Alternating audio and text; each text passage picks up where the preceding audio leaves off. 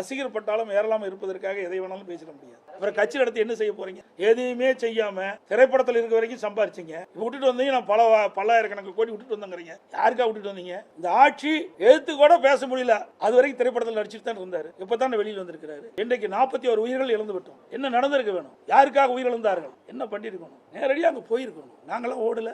அந்த ஆறு கூட உங்களால சொல்ல முடியலையே. அவர் சிறந்த நடிகர், அதுல எந்த மாற்று கருத்தும் கிடையாது. ஆனா சிறந்த அரசியல்வாதி நாங்க தான். மக்களுக்கு சேவை செய்தனா நாங்க தான் இது வரைக்கும் மக்களுக்கு குரல் கொடுத்துட்டு இருக்கிறோம். இந்த ஆட்சி எழுத்து கூட பேச முடியல. அது வரைக்கும் திரைப்படத்தில் நடிச்சுட்டு தான் இருந்தாரு. இப்பதான் வெளியில் வந்திருக்கிறாரு. நான் இந்த பொது நாளைக்கு 1974 வந்தேன். 51 ஆண்டு காலம் ஆகிப்போச்சு. 51 ஆண்டு காலம் மக்களுடைய பிரச்சனையை நாங்கள் அணுவு நிதியா தெரிஞ்சிருக்கிறோம். இன்றைக்கு 41 உயிர்கள் இழந்து விட்டோம். என்ன நடந்திருக்க வேணும்? யாருக்காக உயிர் இழந்தார்கள்? அவரை காணதா, அவருடைய கூட்டத்தை, அவருடைய பேச்சை கேட்பதற்காக வந்த கூட்டம். என்ன பண்ணிருக்கணும்? நேரடியாக அங்க போயிருக்கணும். நாங்களாம் ஓடல. நாங்க எந்த கட்சின்னு பார்க்கல. நிம்மதிக்க முடியாத உயிர்கள் 41 போயிட்டு பாவம், பரிதாபம். இந்த குடும்பம் எந்த நிலையில் இருக்கும்? அவர்களுக்கு எங்களால் முடிந்த 6 வருஷத்துக்கு போனோம். அந்த 6 கூட உங்களால சொல்ல முடியலையே. அப்புறம் கட்சி நடத்தி என்ன செய்ய போறீங்க?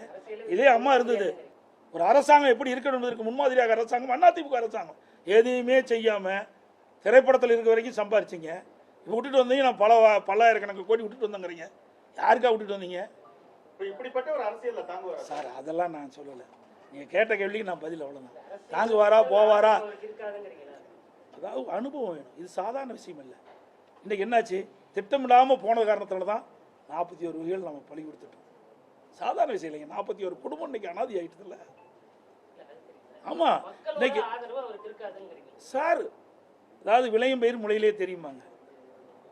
நாம மக்களை இன்னைக்கு ஒரு ரசிகர் பட்டாலும் ஏறலாம இருப்பதற்காக எதை வேணாலும் பேசிட முடியாது. இது 8 கோடி மக்களுடைய வாழ்வாதார பிரச்சனை. ஒரு அரசாங்கம் வந்தா எப்படி செயல்படும் என்பதை பார்க்கணும்.